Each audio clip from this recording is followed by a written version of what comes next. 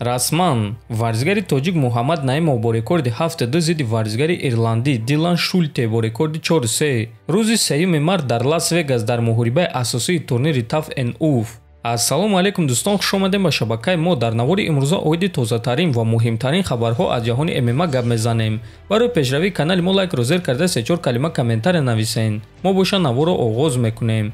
доруҳое ки айни замон шумо дида истодаин доруҳои гиёҳии босифат аз ширкати шифофармо мебошад, ки шумо имконият доред ки ҳамаи ин доруҳоро бо нархи арзон дастрас кунед.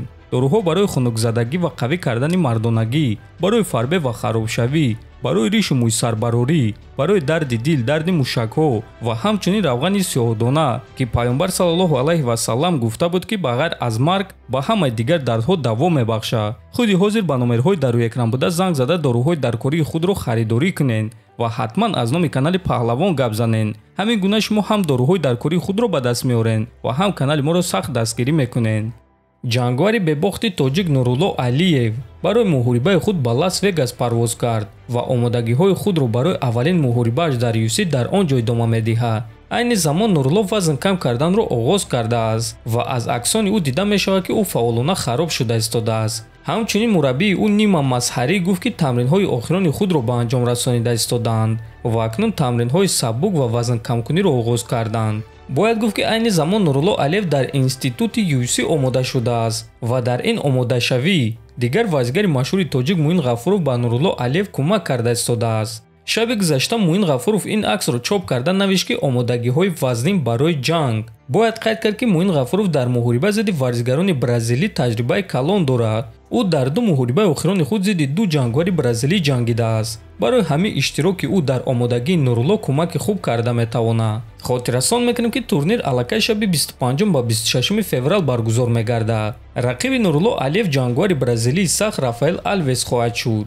ӯ дар UFC 3 муҳориба гузарондааст ва ҳар се рақибони ӯ ҷангварони топ ва хеле сахт буданд. ана ин дафъа боша рақиби Рафаэл Алвес дебютанти UFC Нурулло Алиев хоҳад шуд ва агар ки Алвес дар ин муҳориба шикаст хӯрад, баъзи UFC бо эҳтимоли калон ба ӯ шартномаи нав намедиҳанд. барои ҳамин ин муҳориба ваъда медиҳад ки муҳорибаи шавқувар шавад. Нурулло ба ин муҳориба барои эълони калон кардан мебарояд. Алвес боша барои худро дар UFC нигоҳ доштан ва соҳиби шартномаи нав шудан мебарояд.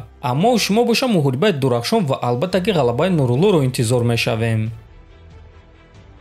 чемпиони вазни сабуки UFC Ислам Махачев дар танқидҳои Александр Волконовский ва дастаи ӯ оиди истифода бурдани капельница чунин ҷавоб дод: дар USADA мутахассисон кор мекунанд ва ман ин чизро ҳатто шарҳ додан намехоҳам. маро пеш аз муҳориба ва баъди муҳориба 4 маротиба тафтиш карданд ки ин кадом шахсе сурат гузоштааст ки дар он раги дасти ман кабут аст. дар Австралия онҳо комиссияи худро доранд ва онҳо маро 4 маротиба санҷиданд. рӯзи чоршанбе онҳо хуни маро гирифтанд, а рӯзи панҷшанбе боша маросими суратгирӣ буд. ин мавзӯъро як ҷангвар оғоз кард, а дигарон боша овоза карда истоданд.